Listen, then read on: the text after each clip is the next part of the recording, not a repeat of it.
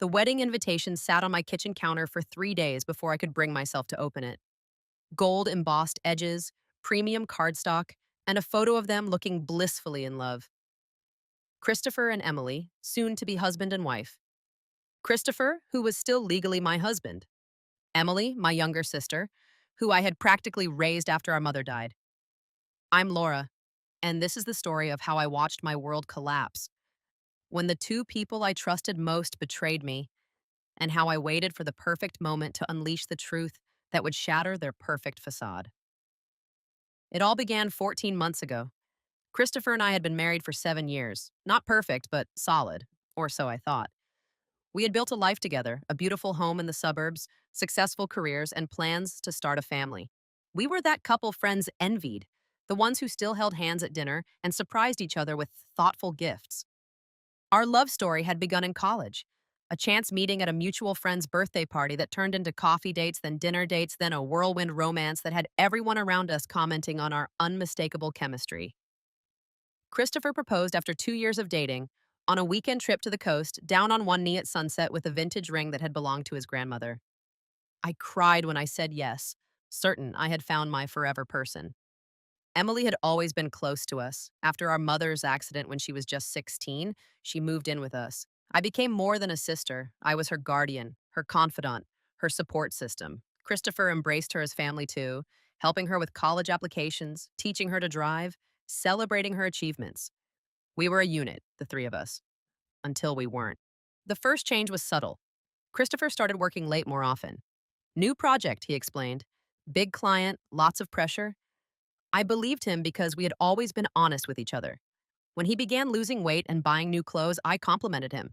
When he password protected his phone, I respected his privacy. Emily started visiting less frequently. Busy with her new job, she said. Dating someone new, she hinted, though she never brought him around. I was happy for her independence, proud of the confident woman she was becoming. I didn't connect the dots until that night in April when I surprised Christopher at his office with dinner, only to find the building dark and his car gone. His location on our shared family app showed him at our favorite hotel downtown, the one where we had spent our wedding night. Something cold and hard settled in my stomach as I drove there, telling myself there must be a reasonable explanation. Perhaps a surprise for our upcoming anniversary? Maybe a work event he had forgotten to mention? The hotel bar was crowded with after work professionals when I arrived. I scanned the room, not seeing Christopher anywhere. I was about to leave when I spotted them in a corner booth, my husband and my sister, his hand caressing her face, her eyes locked on his with an intimacy that made me physically ill. I didn't confront them. I didn't scream or cause a scene. Instead, I walked out, drove home, and spent the night methodically planning my next steps. The following morning, I called my lawyer friend Rachel and scheduled a consultation.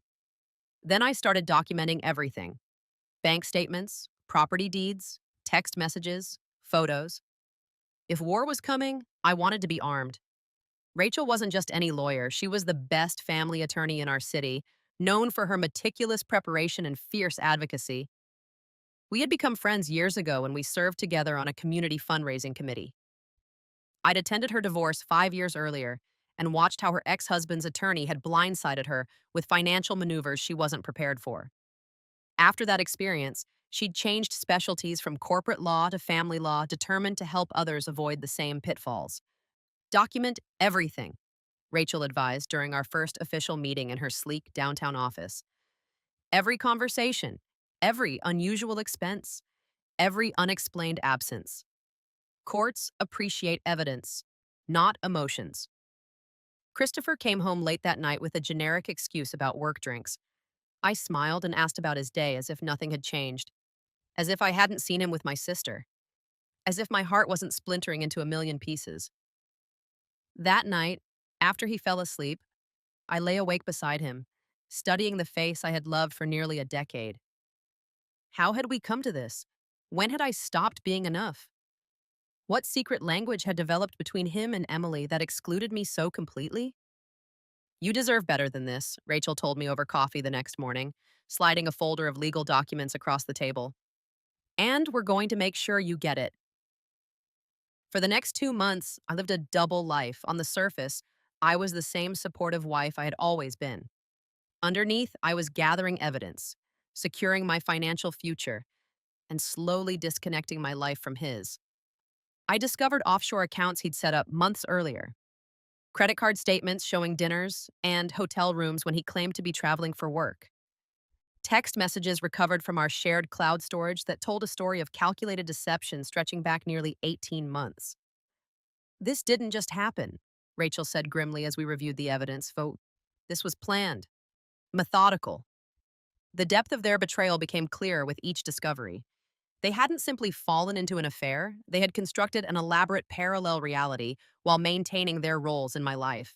The performance was so convincing that I questioned my own memories, wondering if I had missed obvious signs. Emily called regularly, always with excuses about why she couldn't visit. Each conversation felt like another knife in my back as I listened to her lies, knowing exactly where she had been and who she had been with. I miss you, she would say, and I would swallow the bitter laugh threatening to escape. I miss you too, I would reply, wondering how she could betray me so completely. I remembered all the times I had defended Emily to our mother before the accident, her rebellious phases, her questionable boyfriends, her impulsive decisions. She's just finding herself, I would say. She needs our support, not our judgment. I had always been her champion, her safety net, her biggest fan. Had she been laughing at my naivety all along? Then came the day Christopher sat me down at our kitchen table, his expression serious but relieved, as if a weight was lifting from his shoulders. I think we need to talk about our marriage, he began, his rehearsed speech so transparent I could have recited it with him. I've been feeling disconnected, like we're living parallel lives. He couldn't quite meet my eyes. This isn't working for me anymore. I nodded, watching him squirm, waiting for the courage I knew he didn't have. I want a divorce, he finally said. Is there someone else? I asked quietly, giving him one last chance to be honest. He hesitated just long enough before answering, No, this is about us, not anyone else. That lie sealed his fate. He expected tears, recriminations, pleas to reconsider. Instead, I nodded calmly and said, If that's what you want, I won't stand in your way. The confusion on his face was almost comical. This wasn't how the script was supposed to play out. I was supposed to fight for our marriage, to give him the guilt assuaging satisfaction of knowing I still wanted him despite his decision to leave. That's it? He asked, clearly thrown by my calm acceptance. What else is there to say? You've made your decision. I stood up from the table.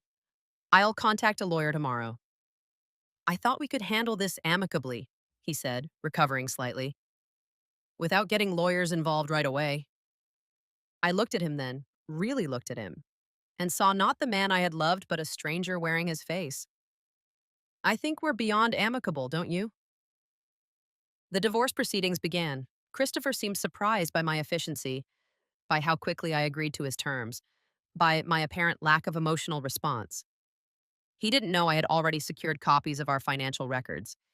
He didn't realize I had already transferred my inheritance from my grandparents, which had paid for our house, into a separate account my lawyer had helped me establish. He's getting nervous, Rachel observed during one of our meetings as we reviewed his latest counteroffer. He knows something's off, but can't figure out what. Let him wonder, I replied.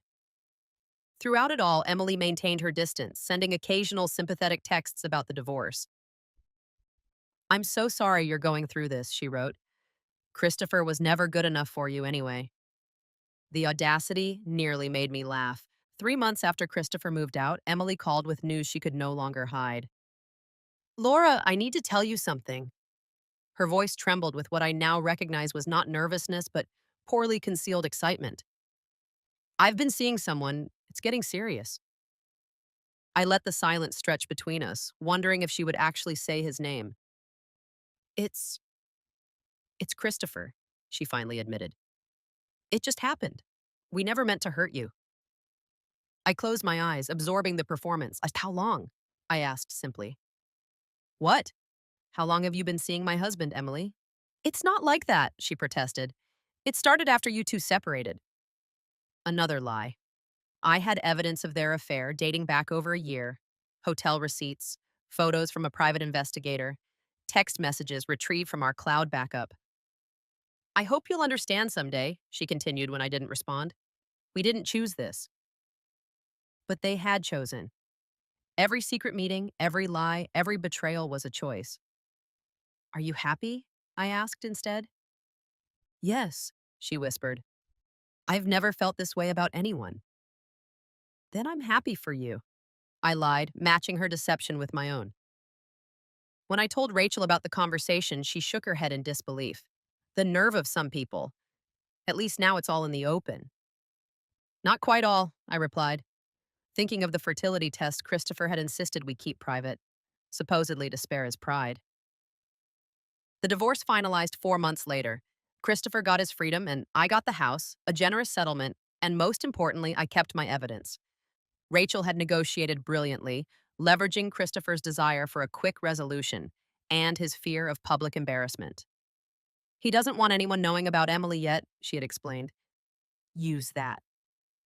Then came the invitation. Their wedding was scheduled for June 15th at the Bellamy Estate, the same venue where Christopher and I had married 7 years earlier, the same place where Emily had been my maid of honor. The invitation requested the honor of my presence, as if watching my sister marry my ex-husband would be a privilege rather than the ultimate insult. I RSVP'd yes. For the next 3 months, I prepared. I selected the perfect outfit, a blue dress that highlighted my eyes and hugged every curve. I scheduled appointments for hair, makeup, and a spa day. I wanted to look flawless, unaffected, unbroken by their betrayal. Are you sure about this? Rachel asked when I told her my plan. You don't have to attend. Oh, but I do, I replied. Some performances deserve a proper audience. I also prepared my gift, a custom photo album chronicling their relationship. Every secret rendezvous, every lie, every betrayal documented with dates and times. The final pages contained copies of medical records, the results of fertility treatments Christopher and I had undergone in secret because he had been so adamant about having children of his own blood. The same treatments that had confirmed Christopher's infertility, a fact he had never accepted, instead blaming our childlessness on me. The same medical reality that made it impossible for Emily to be carrying Christopher's baby. Yes, she had announced her pregnancy just 2 weeks before the wedding. This is going to destroy them, Rachel warned when I showed her the album. They destroyed me first, I reminded her. I'm just returning the favor. In the weeks leading up to the wedding, I focused on myself with an intensity that surprised even me. Daily workouts sculpted my body into the best shape of my life. A new haircut and color refreshed my appearance. Sessions with a therapist helped me process my anger and channel it into something precise and controlled rather than wild and destructive. I even went on a few dates, not looking for a relationship, but to remind myself that life continued beyond betrayal. None of the men held my interest for long, but each interaction helped rebuild my confidence in small ways. The day before the wedding, Rachel met me for lunch. Last chance to back out, she said, studying my face for signs of doubt. Not a chance, I replied, raising my glass in a mock toast. Tomorrow, justice gets served. The day of the wedding arrived with perfect June weather. I drove to the Bellamy estate with the wrapped album on my passenger seat and a speech memorized for the perfect moment. As I approached the venue, memories flooded back. My own wedding day 7 years earlier, the hope and joy I had felt walking down the same driveway, entering the same grand doors. The symmetry was either cruelly intentional or obliviously tactless. Either way, it strengthened my resolve. The ceremony was lavish. White roses everywhere, a string quartet, champagne flowing freely. I sat in the back watching family and friends who had once celebrated my marriage to Christopher, now celebrating his union with my sister. Our cousin Rebecca spotted me first, her eyes widening in shock.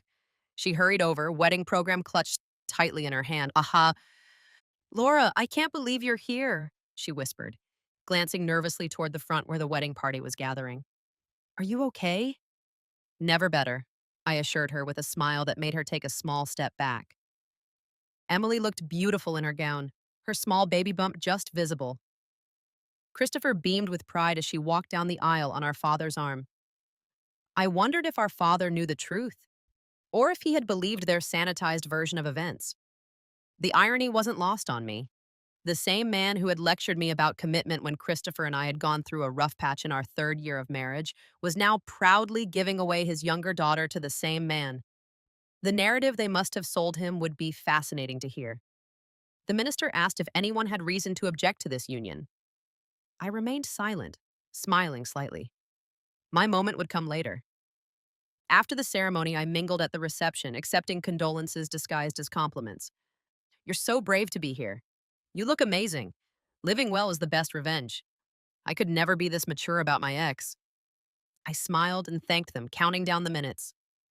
My father found me by the bar, his expression a complex mixture of guilt and concern. I didn't know if you would come, he said, accepting a glass of scotch from the bartender. And miss my only sister's wedding? What kind of person would I be? The sarcasm was subtle but unmistakable. He shifted uncomfortably. Laura, I know this is difficult. Do you? I interrupted, keeping my voice pleasant. Do you know exactly how difficult this is, Dad? Or did you just accept their version without question? Before he could answer, the wedding coordinator announced dinner was being served. I excused myself to find my assigned table, conspicuously far from the wedding party, tucked near the kitchen doors. The reception followed tradition. First dance, cake cutting, toasts from the wedding party. Christopher's best friend delivered a speech about new beginnings and meant-to-be love stories, carefully avoiding any mention of me or the previous marriage. Then the DJ announced, and now the bride's sister would like to say a few words. Surprised murmurs rippled through the crowd. I hadn't been listed on the program. Emily's eyes widened as I approached the microphone, champagne glass in hand. For those who don't know me, I'm Laura, Emily's older sister. I smiled warmly at the guests. And Christopher's ex-wife. The room grew uncomfortably quiet. I wanted to take this opportunity to share some thoughts on love, family, and honesty. My voice was steady, pleasant even. Emily and I have always been close. After our mother's accident, I became her guardian. I helped her through high school, supported her through college, and welcomed her into my home and my life without reservation. I turned toward the head table where they sat, frozen. Christopher and I shared 7 years of marriage. We built a life together, made plans together, faced challenges together, including our struggle to conceive a child. Christopher's face paled. He knew what was coming. When Christopher told me he wanted a divorce, he said we had grown apart. When Emily told me they were dating, she said it started after our separation. I paused. Both statements were lies. I reached beneath the podium where I had placed my gift earlier and unwrapped the album. My wedding gift to you both is something precious. The truth. I opened the album to display the first page. Here's a photo of you two at the Westlake Hotel from 14 months ago, 5 months before you asked for a divorce, Christopher. I flipped to another page. Here's the receipt for the bracelet you bought her for Christmas while telling me you were working late. Another page. And here are the text messages you sent each other while we were all having Thanksgiving dinner at my house. The guests were deathly silent now, witnessing the public execution of a facade. But the most interesting truth is this one. I flipped to the final section. Christopher, remember all those fertility tests we underwent? The ones that conclusively proved you are infertile due to a condition you've had since birth? Emily's hand moved protectively to her stomach, her face draining of color. So, Emily, congratulations on your miracle baby. I'm just curious. Does the actual father know? Is it your coworker, Brian, you were seeing before Christopher? Or maybe your personal trainer, Jason? Christopher turned to Emily, confusion and rage transforming his features. What is she talking about? Emily stammered, she's lying. She's just jealous. I placed the album on their table. Every document is dated and verified. The medical records are from your doctor, Christopher, the one you insisted I never speak to directly. I raised my glass to the stunned couple. To new beginnings built on truth rather than lies. May you both receive exactly what you deserve. The chaos that erupted as I walked out was magnificent. Christopher shouting at Emily, Emily crying and trying to explain, guests whispering and staring. The perfect end to their perfect day. I drove home to the house that was now solely mine, kicked off my heels, and poured myself a glass of wine. My phone exploded with messages and missed calls from mutual friends, from family members, from Christopher, from Emily. I ignored them all and instead opened my laptop to finalize my plans for a month-long European vacation. The divorce settlement had been generous, and freedom from betrayal felt like something worth celebrating. Rachel called around midnight, having heard about the wedding drama from mutual acquaintances. You actually did it, she said, a mixture of admiration and concern in her voice. How do you feel? I considered the question seriously. Lighter, I finally answered, like I've set down something heavy I've been carrying for too long. Was it worth it? She asked after a moment. Every single second, I replied without hesitation. 2 days later, I boarded a flight to Paris, the first stop on my European tour. As the plane took off, I felt a sense of closure I hadn't anticipated. The revenge had been satisfying, yes, but even more satisfying was the knowledge that I had reclaimed my narrative. I was no longer the deceived wife or the abandoned sister. I was Laura, moving forward on my own terms. The full fallout took weeks to reach me through the grapevine. The wedding reception had ended abruptly after my speech. Christopher had demanded a paternity test.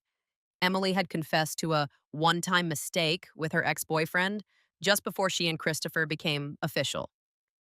Their honeymoon had been canceled. Christopher had moved out of Emily's apartment and filed for an annulment.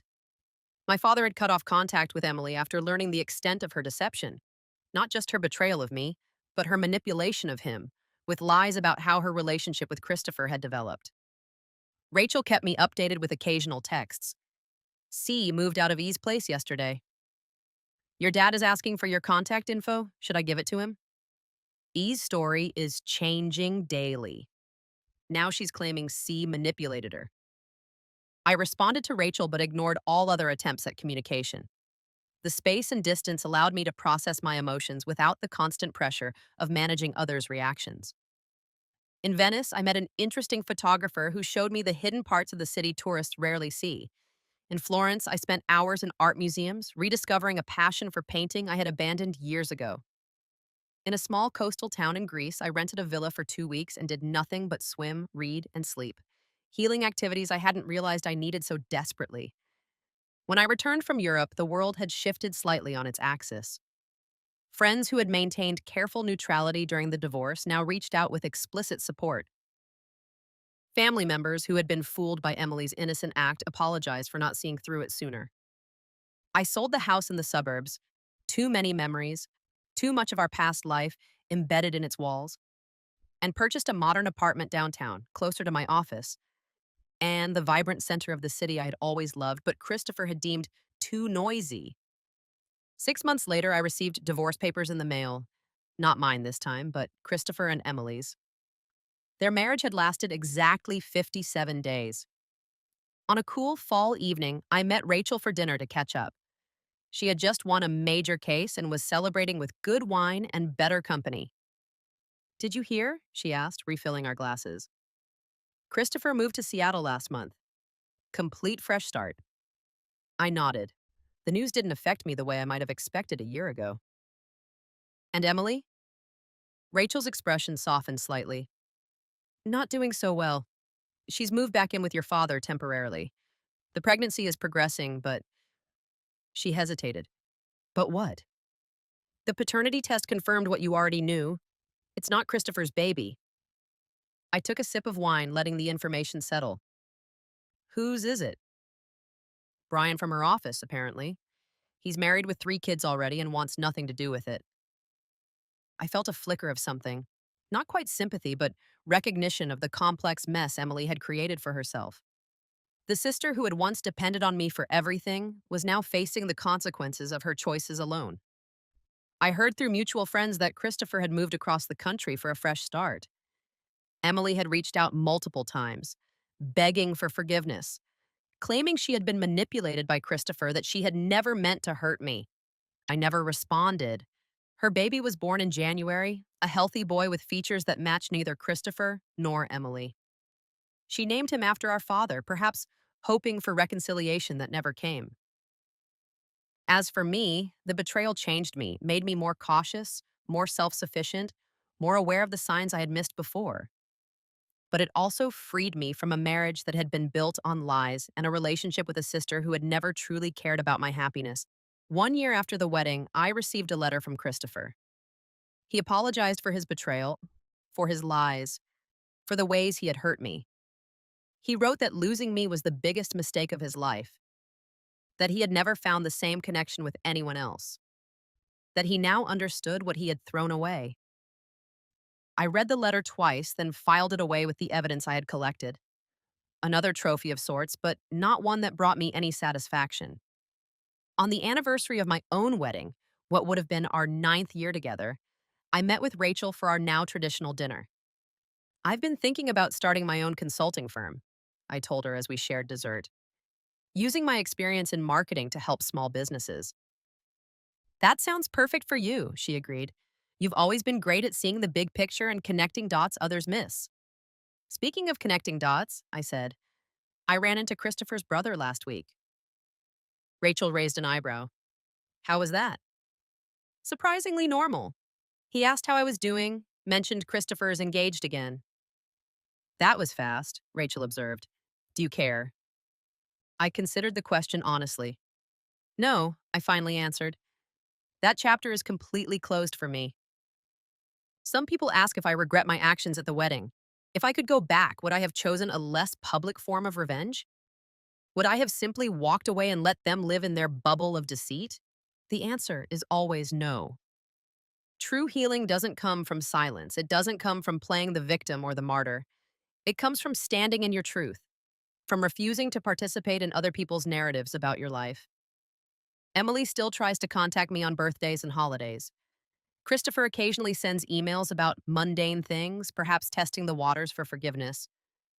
I maintain my distance from both of them, not out of bitterness, but because I've learned the value of surrounding myself with people worthy of my trust.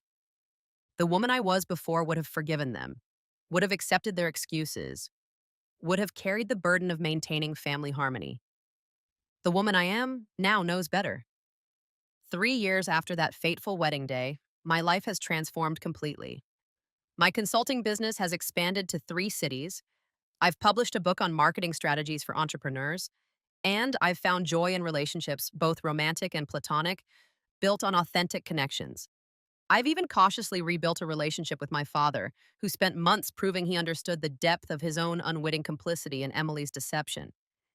He visits every few months, careful to never mention Emily or her son, respecting the boundaries I've established. Rachel remains my closest friend. She left her law firm to become my business partner, bringing her legal expertise to our growing enterprise. We make a good team, she often says, stronger for having weathered storms. The path to rebuilding your life after betrayal isn't about forgetting what happened or pretending it didn't hurt. It's about using that pain as fuel to create something better, something stronger, something entirely yours. I lost a husband and a sister on that wedding day, but I found myself in the aftermath. And that, more than any revenge, has been the greatest victory. Sometimes, in quiet moments, I reflect on how differently things might have unfolded had I confronted them immediately in that hotel bar, or had I accepted their relationship with quiet dignity. Would I have found this strength, this clarity, this purpose? I doubt it. Some lessons can only be learned through fire. I no longer spend energy hating Christopher or Emily. They are characters in my past, not forces in my present. The revenge served its purpose, not just exposing their lies, but liberating me from any obligation to protect them from the consequences of their own choices. In the end, the most powerful response to betrayal isn't endless anger or immediate forgiveness. It's the deliberate construction of a life so full and authentic that when you occasionally glance backward, you feel nothing but gratitude for the painful path that led you to where you stand today. That is my story. Not a tale of victimhood, but one of reclamation. Not a narrative of bitter endings, but of brave beginnings. Emily's son is 3 now. I've seen photos, though we've never met. Sometimes I wonder what I would tell him if our paths ever crossed. this innocent child born of deception. Perhaps simply that families are complicated, that adults make mistakes, and that his story, like mine, belongs to him alone to write. As for Christopher, I heard he moved back east last year. His engagement didn't last. Some patterns repeat until the lesson is learned. And me? I'm writing this from my place downtown, the lively sounds of the city outside my window, a blank canvas waiting on my easel. There's a man I've been seeing for several months, a kind, honest photographer with his own complicated past and a refreshing directness about it. No secrets, he said on our third date. They're too exhausting to maintain. I couldn't agree more.